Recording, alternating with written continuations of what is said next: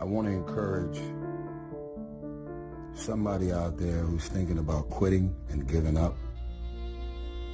Somebody who has been praying for years for things to turn around. You're thinking about quitting, you're thinking about giving up. Don't give up. There are some times in life where you fall down and you feel like you don't have the strength to get back up. So it's like one step at a time.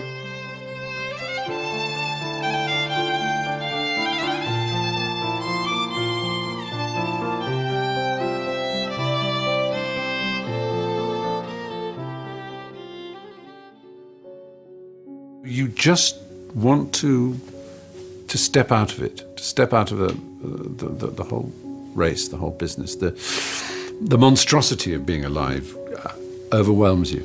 We cannot deny the forces that once we attain a certain level of pleasure, then we're going to get used to it. But if it gets, redirected or it doesn't happen the way we want, well, that's when the suffering comes.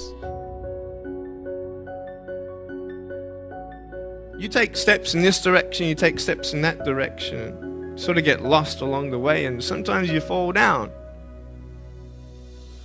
But if I fail, I try again and again and again. For as long as I try, there's always that chance of getting up. And it's not the end until you've given up. And just the fact that you're here should persuade you that you have another chance to get back up. There's still hope. Where is their happiness? Well, happiness is found within the heart, or found within the whole world, everything and nothing. It's not in one particular thing, but it's in everything. I know how it feels to have a broken heart, and I know how it feels to be alone. But I just want you to know that it's not the end.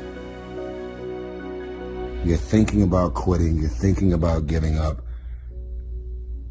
Don't give up. Don't give up. Stay in it. Stay focused.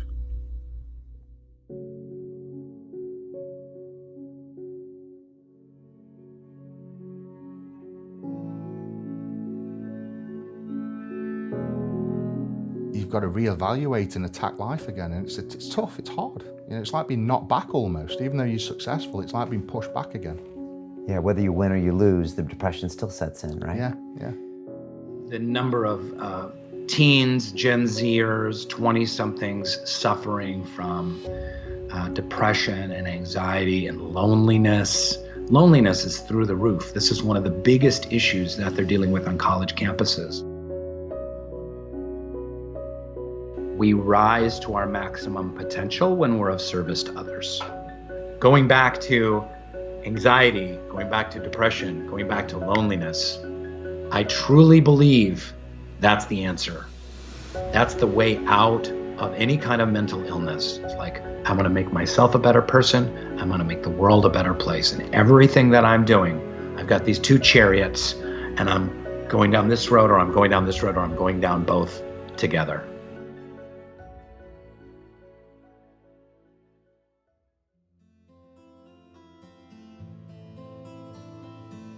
I've been there a lot in my life, especially before my car accident, my teenage years. Then the first woman I ever loved, we had a big breakup, and that breakup sent me down in depression and suicidal planning. And it's tough to dispense advice to people other than get help. And I'll share why. Because that time in my life, I had so many people coming up to me. My friends would come into my dorm room, and Brendan, let's go do something. And the hope is lost. And what people, I think, make the mistake of trying to do is hype people up. Everything's gonna be okay, you're gonna be great. And what people need who are suicidal is serious psychological intervention. They need to seek support and help. And outside of that, when they do get that support, the first thing a great therapist is going to do, outside of the emotional reflection work of why are you here and what has caused this sort of pattern for you, they're going to get you starting to get some momentum. The most important thing is when you are super down, outside of finding that emotional reasoning for where you are, is to start getting momentum. Because with momentum comes hope. With momentum comes motivation. With momentum comes, that feeling that there's a reason for tomorrow. And so it's as simple as just saying, okay, what are 3 things I'm gonna do today?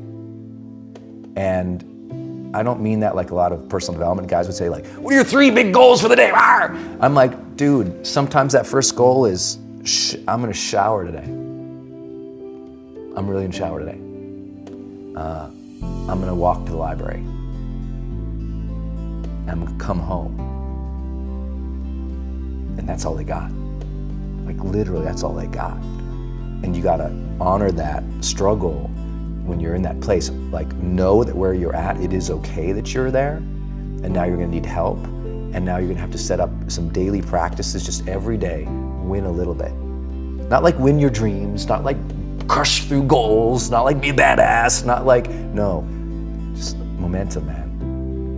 Most of the guys I've dealt with in that position who were suicidal, outside of their therapeutic work, I said, the most important thing you can do is win the morning. I don't want to ever be flippant with the advice to people who are dealing with that situation outside of get some help, get some momentum, and be okay if that momentum is really small, because it will build. Trust that that momentum builds, and trust that those gloomy and bad, dark days, trust that those are going to be there. They'll get less and less and less as you learn how to cope, but they're gonna be there. And so when they're there, it's one of outside of teaching people to bring the joy in my life, I teach people to honor the struggle, honor the difficulty. When we honor the struggle instead of hate the struggle, we can really achieve extraordinary things because our mindset's in the right place. It accepts, like, as soon as you honor the struggle, you accept that, oh, of course, there should be struggle here. I should honor this process. When you go to the gym to work out, you honor that this is gonna be hard, and honor that process of getting better. And the more that you bring honor to it, the more your psyche builds with strength, and you get a little bit of that esteem back because you see yourself engaging something versus avoiding it and running away. You see yourself connecting with something and giving it reverence. You're like I have reverence for the difficulties of life. They may be better. So I don't want a friction-free life. I'm not interested in it. I like to say sometimes that, the journey to greatness begins the moment that our, deep desires for comfort and ease are overpowered by our desires to connect and contribute.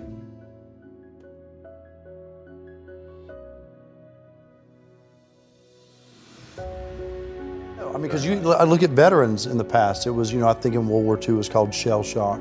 It was all these different things, but it was not acknowledged in the way that it is now, but I think it needs to be talked about more. I think the more things are talked about, the more comfortable we are, and the more we can understand them. When I woke up one morning and saw that in a tweet that Prince Harry came out talking about his depression, it made me really happy. Because I've been places and someone has said, well, you lost an arm and a leg, so you had a right to be depressed, and I stopped them. I was like, depression is real. You don't even have to go through something traumatic. Some are caused by something traumatic. Some can be a chemical imbalance in the brain.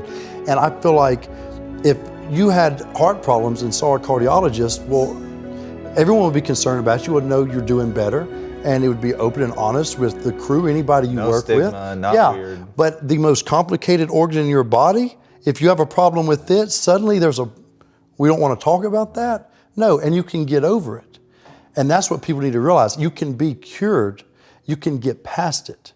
That's what we need to realize. The reason I did it is because when I was in my depression, I thought I was alone. I didn't open up to anybody. So I thought someone's going to read this and it's going to help them.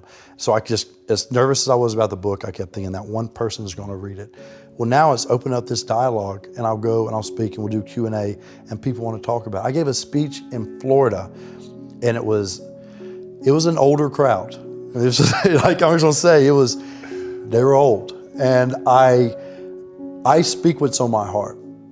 And I gave my speech, and as I was closing, I kind of mentioned some depression.